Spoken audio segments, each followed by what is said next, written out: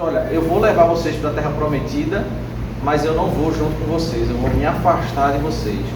E aí Moisés, todo o povo começa a chorar, Moisés pede misericórdia, e Deus disse, tudo bem, então eu vou perdoar vocês e eu vou, de fato, junto com vocês. Aí Moisés, no final do capítulo 33, nós vimos que Moisés ele pediu para Deus mostrar a sua glória. E isso significa que Deus trazer mais um ensinamento para Moisés. E o que Deus disse para Moisés foi, capítulo 33, verso 19, terei misericórdia de quem eu tiver misericórdia e me compadecerei de quem eu me compadecer. Então foi isso que Deus ensinou para Moisés, que Deus é Deus, Ele não é obrigado a fazer nada. Às vezes a gente acha que o mundo gira ao nosso redor, né? Quando a gente está tudo indo bem, a gente fica feliz, quando as coisas estão indo errado, a gente começa a ficar chateado. É uma tendência nossa como ser humano, que a gente acha que tudo deve girar ao nosso redor, e Deus diz, eu vou ter misericórdia de quem quiser ter misericórdia. E aí a cena do capítulo 34 é o fechamento desse enredo. O texto diz, então o Senhor disse a Moisés, corte 2 tábuas de pedra como as primeiras, e eu escreverei nelas as mesmas palavras que estavam nas primeiras tábuas que você quebrou. Prepare-se para amanhã, que você suba pela manhã no Monte Sinai, se apresente ali diante de mim no alto do monte. Ninguém deverá subir com você, ninguém deverá aparecer em todo o monte, nem ainda ovelhas nem gado devem ser apacentados diante dele. Então, Deus agora chama Moisés para subir novamente, para entregar novas 2 tábuas com os 10 mandamentos. E há um conceito da história da redenção, que está aqui no versículo 3, que às vezes é deturpado na leitura bíblica, né? Sempre que você vê na Bíblia, especialmente no Antigo Testamento, um destaque singular sobre uma pessoa, nesse caso, ninguém pode subir no monte, somente Moisés. A história bíblica está nos ensinando não a grandeza de Moisés, mas a grandeza daquele a quem Moisés representa. Então, vai ter momentos singulares na vida de Davi, na vida de Josué, na vida de Moisés, a história não está falando sobre quão grande é Moisés, mas sobre quão grande é aquele a quem Moisés representa. Para ensinar isso ao povo, Deus pega como exemplo um indivíduo, mas a história da redenção, qual é a lição que eu preciso aprender dessa história? Não é que Moisés é diferente de todo mundo, é que Cristo é diferente de todo mundo e Moisés está representando Cristo. Isso vai ficar muito evidente porque em toda a história bíblica, sempre que tem alguém que é colocado para representar Cristo como uma pessoa que faz alguma coisa que os demais não fazem, como Moisés, somente Moisés pode subir no monte, é exatamente Moisés o único que não pode entrar na terra prometida. Os outros vão entrar. Os que não puderam subir no monte vão entrar, mas Moisés não pode. Então, para Deus deixar claro, olha, ele representa, mas ele não é. Não é ele. João, ele vai dizer isso no Novo Testamento. Ele começa o Novo Testamento dizendo o seguinte: Elias, ele veio para testificar a luz, mas ele não é a luz. Ele veio, ele era um homem, João Batista, né, ele vinha no espírito de Elias, como sendo Elias, né?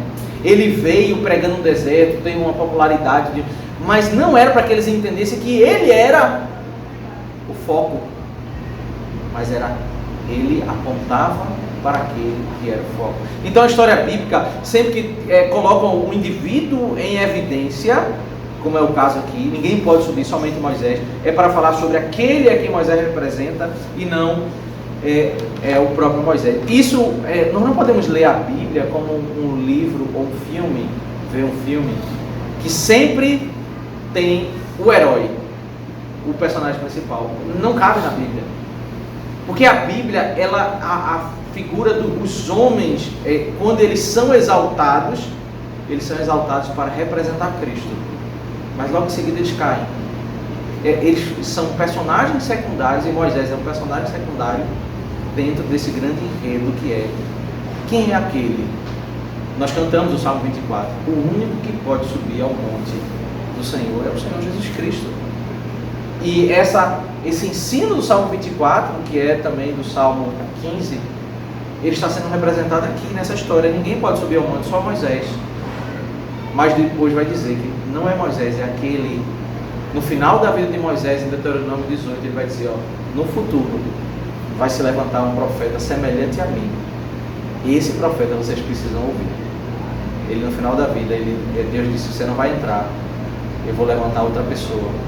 Então a Bíblia ela trabalha nesse sentido. O versículo 4 diz, então Moisés cortou 2 tábuas de pedra como as primeiras e levantando-se de madrugada, subiu o monte Sinai, como o Senhor lhe havia ordenado, levando nas mãos 2 tábuas de pedra. O Senhor desceu na nuvem, esteve ali junto de Moisés e proclamou o nome do Senhor. O Senhor passou diante de Moisés e proclamou, o Senhor, o Deus compassivo e bondoso, tardio em irar-se, grande misericórdia e fidelidade, que guarda a misericórdia em 1000 gerações e que perdoa a maldade, a transgressão e o pecado, ainda que não inocente o culpado, e visita a iniquidade dos pais dos filhos e nos filhos dos filhos até a 3ª e 4ª geração. E imediatamente Moisés curvou-se para a terra, adorou o Senhor e disse, Senhor, se agora alcancei favor diante de ti, continua no meio de nós, porque este povo é teimoso, perdoa a nossa iniquidade e o nosso pecado e toma-nos por tua herança. Moisés sobe no monte que ninguém podia subir e se encontra com Deus. Quando ele se encontra com Deus, o que é que Deus faz? Nesse encontro, o que é que Deus faz nesse encontro? Qual é o objetivo do encontro?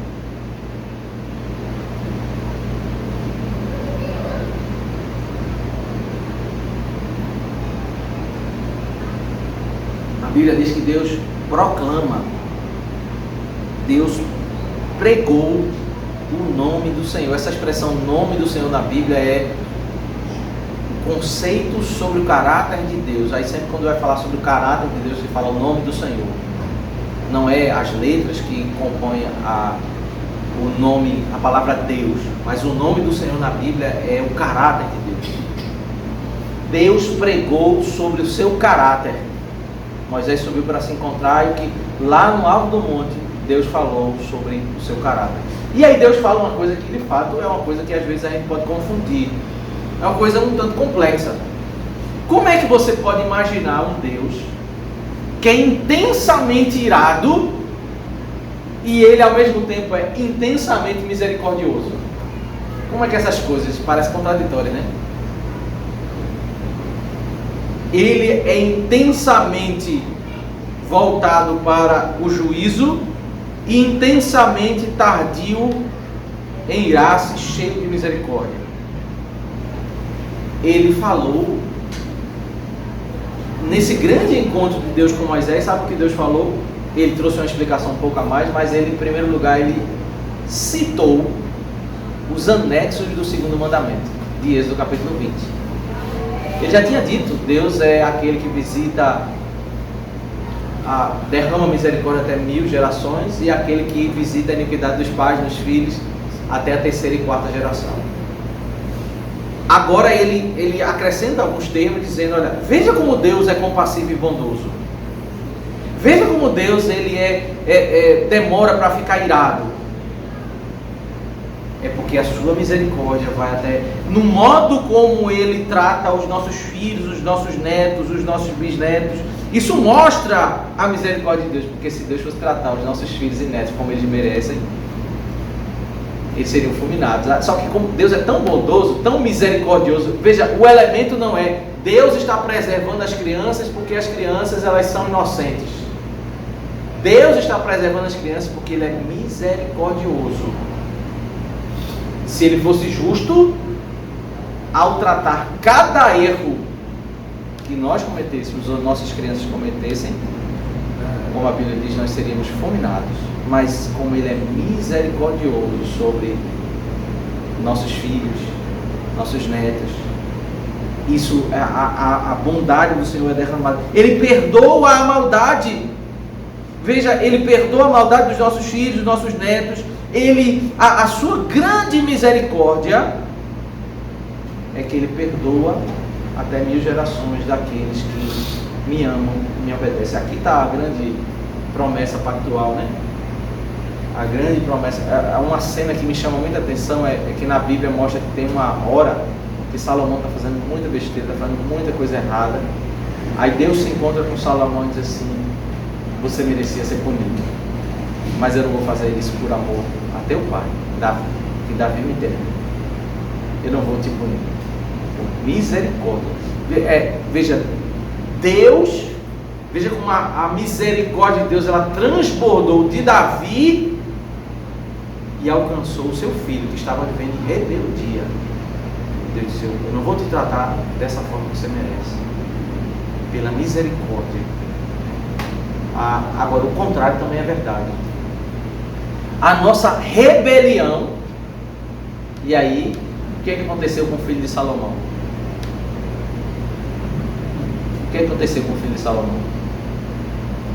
A ira de Deus se levantou contra o filho de Salomão. Sabe por quê? Porque ele, como qualquer um de nossos filhos, vai pecar, e pecou.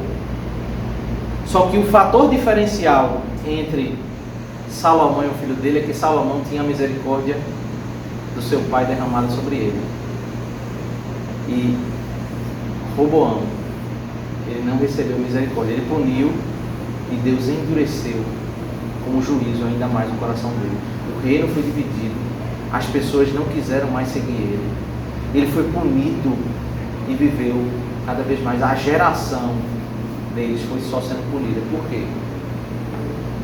Aí ele diz: porque ele visita a iniquidade nos pais, nos filhos, até a terceira e quarta geração. Tem algumas igrejas que dizem o seguinte, que existe uma certa maldição hereditária. Qual é a diferença? O que é a diferença disso que a Bíblia está ensinando para a maldição hereditária? Uma vez uma pessoa perguntou assim, a Bíblia não diz que aquilo que o homem que pecar, ele será punido pelo seu próprio erro? O pecado do pai não vai para o filho. Mas o que ele está ensinando aqui? Qual é a grande lição de Deus para Moisés? Eu sou grande em misericórdia, mas cuidado, eu visito a iniquidade dos pais e dos filhos. O que é visitar a iniquidade dos pais e dos filhos?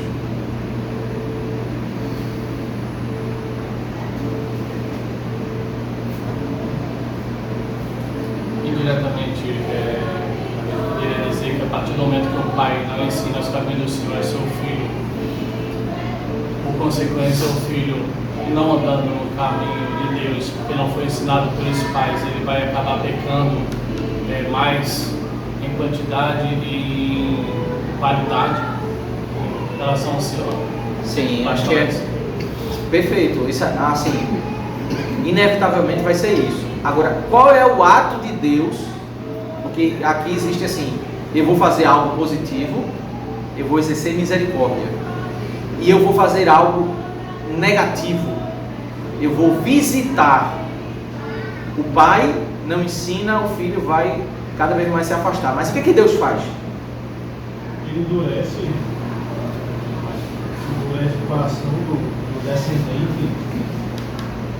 Esse exemplo que o senhor usou, né, Davi e Salomão não dava para transbordar a misericórdia, né, através dos atos de Salomão. Então ele vai lá e endurece.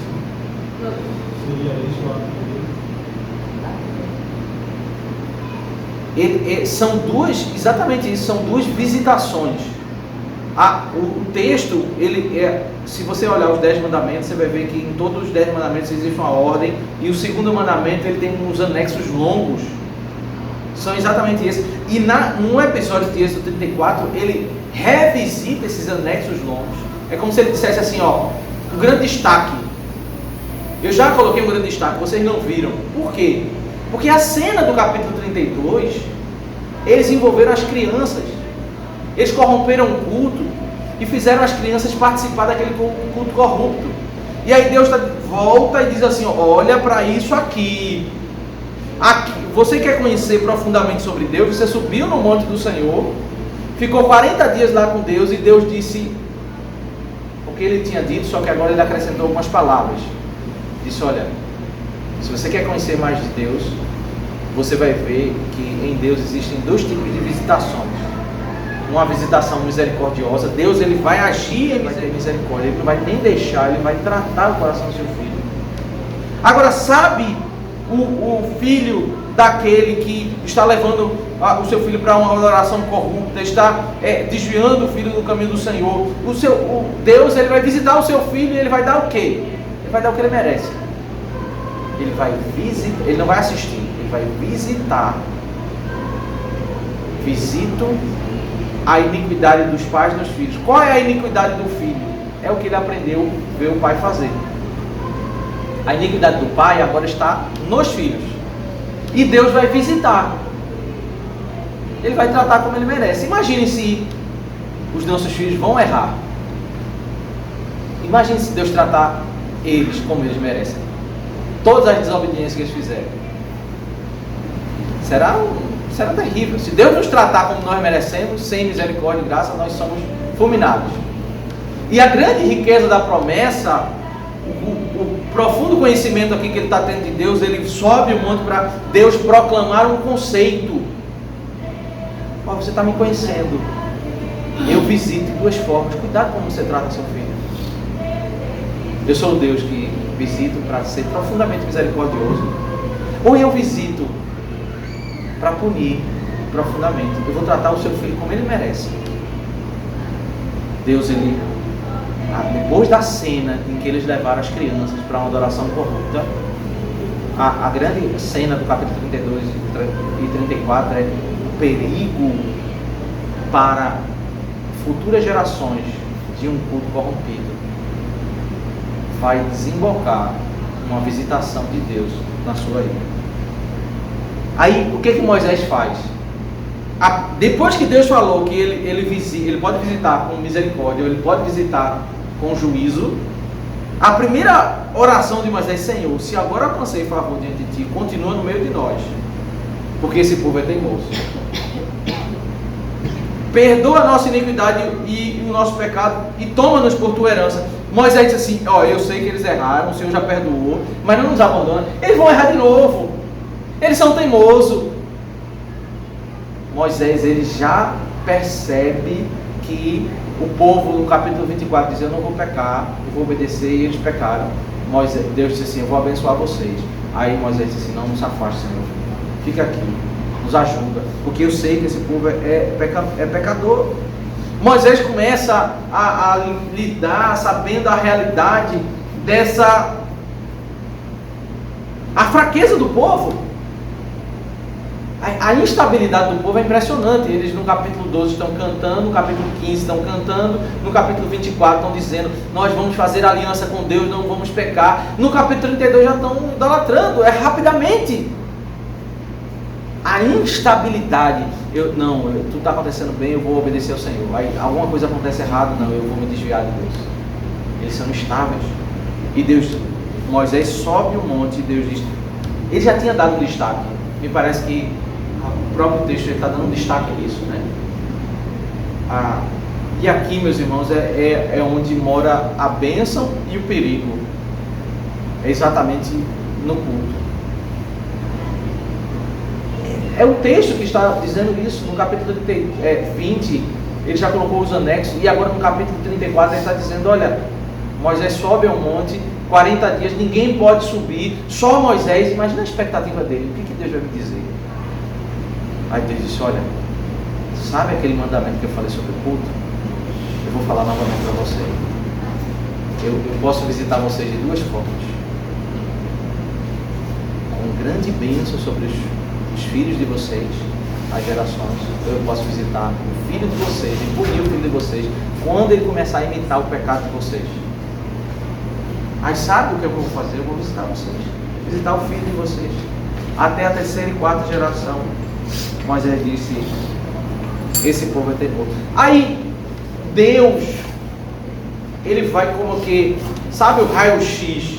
Você está com uma dor, não sabe o que é, vai lá fazer o raio-x, né? Fazer a ressonância para examinar o raio-x do coração. Tudo bem, ele está no capítulo 24, eles fizeram aliança com Deus. Em Êxodo 32 eles adoraram o bezerro.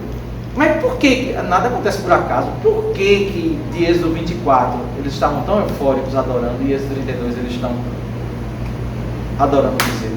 O que vocês acham? Por que aconteceu essa rápida mudança? Adorando o bezerro do 24 para 32, 40 dias. Por que as pessoas mudaram tão rápido?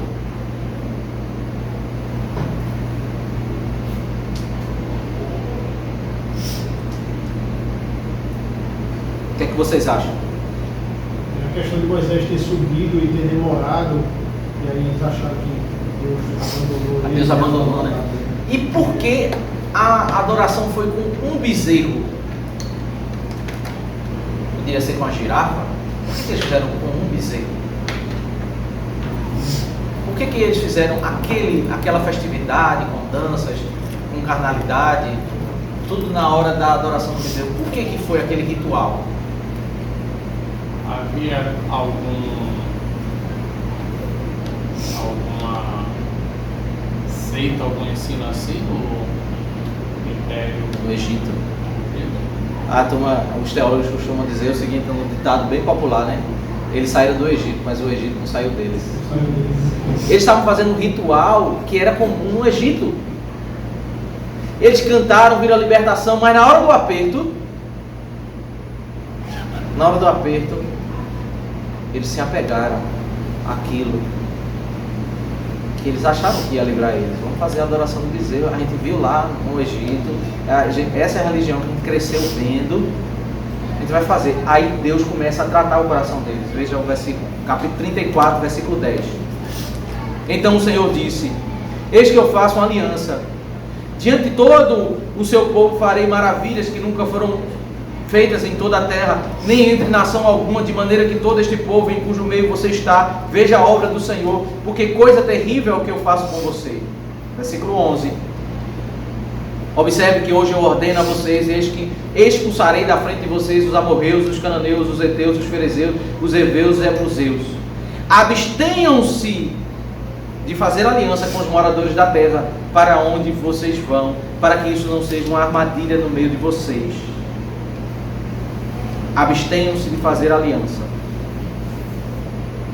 Aí verso 13, pelo contrário, derrubem os altares deles, quebrem as suas colunas e cortem os seus postes da deusa Azerá, porque vocês não devem adorar outro Deus, pois o nome do Senhor é zeloso. Sim, Ele é Deus zeloso. O verso 14, como é que está na sua tradução?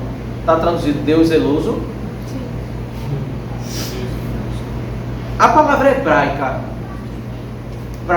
palavra hebraica desse texto é Deus ciumento. A mesma palavra que é usada em Provérbios, quando Salomão está dizendo que o marido tem ciúmes da mulher, é a palavra que está sendo usada aqui. Aí, como ele não está falando de relação conjugal, então o tradutor achou melhor colocar zeloso. Aí veja como é que Deus, ele adjetiva como uma pessoa, ela tem uma adoração corrupta, ela não adora Deus corretamente e ela vai ter uma atitude idólatra. Veja verso 15. Não façam aliança com os moradores da terra, para que não acontecer que em se prostituindo com eles com os deuses e lhes sacrificando, alguém os convide e vocês comam dos seus sacrifícios. Então, ele está usando o termo prostituição, mas ele não está falando sobre relação sexual, ele está falando sobre a religião pagã. Deus chama, ele usa os termos de um casamento. Por que você não pode ir para uma religião pagã? Porque Deus fica com ciúmes. Porque Deus é nosso marido. O ato de você ir para uma adoração corrupta é como, a Bíblia chama isso, é como uma mulher traindo o seu marido como amante. O nome disso é prostituição. Quando nós nos corrompemos e seguimos outras religiões, o nome disso é prostituição. E não devemos fazer isso, porque Deus é o quê? Ciumento. Ele é o nosso marido. E nós devemos entregar a Ele. É uma figura assim, a Bíblia usa isso para que a figura seja marcante. Uma adoração corrupta, ela não, veja, na cena do Antigo Testamento, quando era pego um marido traindo, uma mulher traindo, eles eram trazidos para a praça pública e eram apedrejados. Era uma cena muito forte. Aí Deus, para ensinar ao coração de como é grave um culto corrupto, diz: olha, quando vocês estão indo para outra religião, adorando outros deuses, não é um erro qualquer. vocês estão fazendo isso, vocês estão se prostituindo. Aquilo que eu mando apedrejar, aquilo que causou o apedrejamento, é exatamente a ira que está me causando quando vocês vão fazer uma adoração comigo. Aí tudo é ensinado. Veja, o capítulo tem como foco o culto.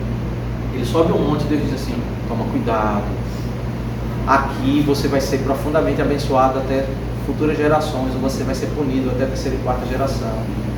Quando você chegar lá, não se una, não faça aliança com os pagãos, porque senão você vai terminar assimilando a religião dos pagãos e você vai se prostituir, você vai se irar. E outro passo são cenas de um mesmo conceito. O verso 16 também, para que não aconteça que vocês escolham para os seus filhos mulheres do meio das filhas deles, e estas, ao se prostituírem com os deuses que adoram, façam com que também os seus filhos se prostituam com esses deuses. Ele está proibindo aqui o casamento misto. Você não pode pegar o filho de um pagão e se casar com seu filho, a filha de um pagão e se casar com seu filho. Mas perceba, a proibição do casamento misto é o meio. Qual é o foco? Por que não? Não é assim, não pode se casar com pessoa que não professe a fé, porque Deus mandou e pronto. Porque isso não tem um propósito, não tem um sentido. Qual é o sentido? É porque ao se casarem, aquela pessoa que nasceu em outro conceito, ele vai trazer o conceito e vai corromper o culto. E vai corromper o culto. Então, qual é o ponto? O que é que Moisés ouviu quando subiu e passou os 40 dias? Deus proclamou o seu nome. Deus falou: aqui mora a bênção e o perigo. Quando vocês chegarem lá, vocês não estão no culto, você está trabalhando na terra. Não façam alianças com os outros pagãos. Por quê? Porque vocês vão corromper o culto. Não deixem os seus filhos casar com as mulheres ímpias. Por quê? Porque vocês vão corromper o culto. Aí interessante que Malaquias capítulo 2, Deus ele vai dar uma palavra muito dura contra os maridos que abandonaram as esposas, se divorciaram. Vai dizer assim: Deus odeia o divórcio. Sabe por que Deus odeia o divórcio? Vocês se divorciaram e vocês agora estão se casando com mulheres ímpias.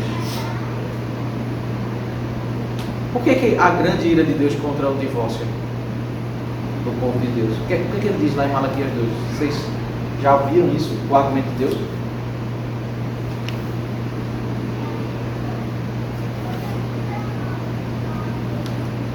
Por que Deus, a ira do Senhor contra o povo que havia se divorciado e se casado com mulheres pagãs?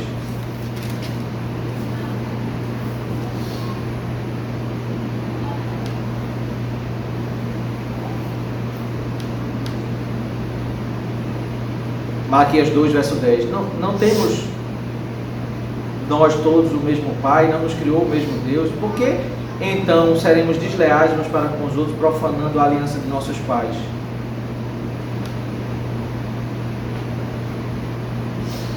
Ele vai discorrer um pouco. Verso 14 diz: e vocês perguntam por quê? Porque o Senhor foi testemunha da aliança entre você e a mulher da sua mocidade, a quem você foi infiel, sendo ela a sua companheira e a mulher da sua aliança. Aí o verso 16: porque o Senhor, o Deus de Israel, diz que odeia o divórcio. Tudo bem, Deus odeia o divórcio, mas por que ele odeia? Esse é o ponto. Você lê o versículo 10 ao versículo 16, entender o bloco, entender qual é o problema, qual é a grande problemática aqui envolvendo a família no meio da igreja. Qual é a grande problemática? Leia com calma, versículo 11. Judá tem sido infiel e a abominação foi cometida em Israel e em Jerusalém, porque Judá profanou o santuário do Senhor, o qual ele ama, e se casou com a adoradora de Deus estranho. O Senhor eliminará das tendas de Jacó aquele que fizer isso, seja ele quem for, mesmo que apresente ofertas ao Senhor dos Exércitos. Vejam o que o cidadão fez. Ele abandonou a esposa, se casou com uma mulher ímpia e como consequência a mulher começou a conviver no meio da igreja e trouxe práticas, hábitos de profanação. A profanação, o que é profanação? Profanação é quando eu pratico algo pecaminoso, mas não apenas um pecado qualquer. É quando eu cometo algo contra aquilo que é separado para adoração a Deus. Se eu brigo com uma pessoa, eu peco. Se eu entro no culto e começo a xingar o nome de Deus, o nome que a Bíblia diz, isso é profanação.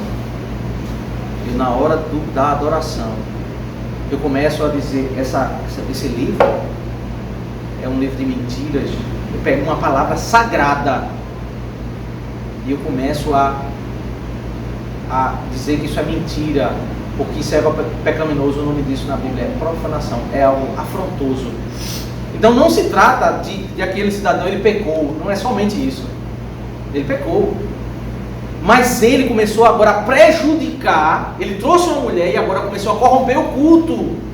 Ele começou a corromper. Então qual é o grande problema do seu filho? E é geralmente isso que acontece. Se casar com uma mulher ímpia, sabe o que vai acontecer? Ela vai entrar no meio da igreja, ela vai começar a fazer parte e ela vai trazer um pouco dos conceitos pagãos. Com os bons costumes. E eles vão procurar um meio termo ali. E aí o filho deles vai ser educado com isso. Mas qual é o ponto? O ponto final não é o filho. O ponto final não é o seu neto. O grande ponto é: isso vai trazer problemas para a igreja do Senhor. Dentro do zelo, né? Porque ele não quer por conta do zelo que ele tem pela igreja, culto. Vai inflamar o culto, vai manipular os pensamentos corretos que é pregado no verdadeiro evangelho. Aí chega as pessoas entram na igreja por meio de casamento misto, ficam lá 10, 15 anos, mas elas não têm as mesmas raízes de pessoas que cresceram na igreja, né? Aí daí a pouco eles, por estarem vivendo na rotina da igreja, eles são eleitos presbíteros, são eleitos diáconos, eles se achegam ao conceito disso. Por que esse culto não tem danças? De onde eles aprenderam isso? Eles cresceram na igreja vendo danças? Não. Eles cresceram na escola, nas atividades festivas, no mundo onde eles andaram, eles viram as práticas A e B. E que mal há na igreja ter essas mesmas práticas? Eles estão fazendo. E assim, não são pessoas totalmente corruptas, são pessoas que estão na igreja, que professam a fé, mas agora eles bezerro, joga isso fora, mata os idólatras, o que acontece no capítulo 32. Mas agora eu estou dizendo um caminho para vocês, o caminho da preservação. Você quer destruir a adoração do seu filho, do seu neto? Casa ele com um pagão? Não, mas ele é gente boa, ele é trabalhador, a pessoa... A questão não é o seu filho, o seu neto, não é a questão profissional, a questão é o culto. Moisés subiu ao monte 40 dias e Deus disse uma coisa: eu vou visitar. Ele repete as palavras de Êxodo 20, do segundo mandamento, os anexos do segundo mandamento, que tratam sobre corrupção no culto. Por que ele fez isso?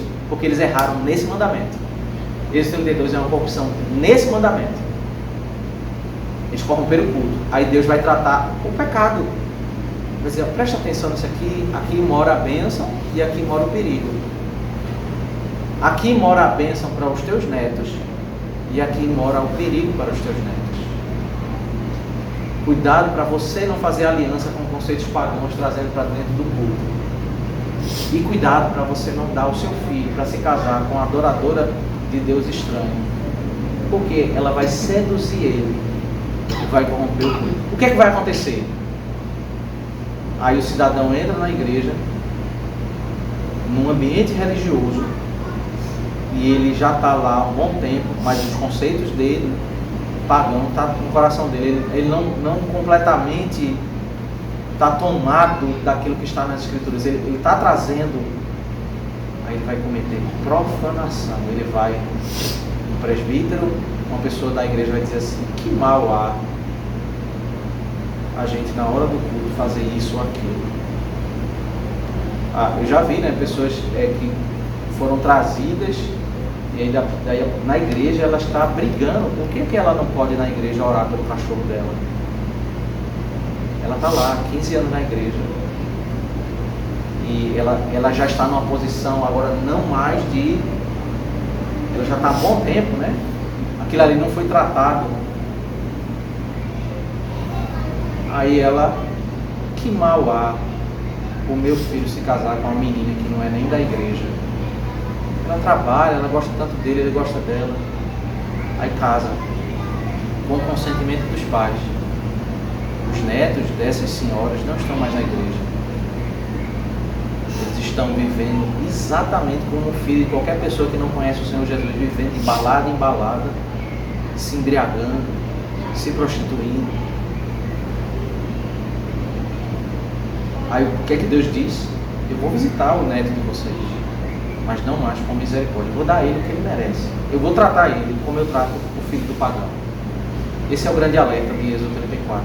Êxodo 34 é Deus está tratando o pecado do capítulo 32. Não é assim que o segundo mandamento é mais importante do que o terceiro, o quarto, o quinto. O que é que Êxodo 32, 33, 34 está tratando o segundo mandamento? É porque o pecado de Êxodo 32 foi um pecado contra o segundo mandamento. Então Deus está sendo cirúrgico, tratando ali o problema. E isso deve, meus irmãos, nos chamar a atenção. Você quer amar o seu filho? O maior amor que você pode dar para o seu filho, nós podemos dar aos nossos filhos, é ensinar eles a preservar a adoração correta. É a maior coisa que você pode fazer. Além disso, você pode fazer muitas coisas boas também. Dar uma boa educação, cuidar da saúde dele. Mas a coisa mais importante, Moisés subiu um monte onde ninguém podia subir. Ele ouviu Deus falar, quando Deus não falou naquele momento com ninguém, falou poucas palavras. E o que Deus falou não foi sobre saúde, não foi sobre educação, não foi sobre roupa, não foi sobre nada. Foi: toma cuidado com o culto que teu filho está participando. Ele falou sobre o casamento misto como uma implicação do culto. O ponto não é o casamento misto. O casamento misto vai corromper o culto. Por isso, fuja do casamento misto. Mas o ponto central é o quê?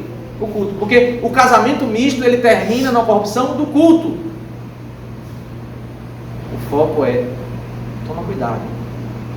Porque senão vocês vão destruir os filhos de vocês. É aqui onde nós amamos os nossos filhos, meus irmãos. É quando nós ensinamos a palavra de Deus, nós trazemos eles para o culto. Nós estamos dando de fato aquilo que é mais importante. É o futuro da igreja. O modo como eu trato o meu filho, vocês vão tratar os filhos de vocês.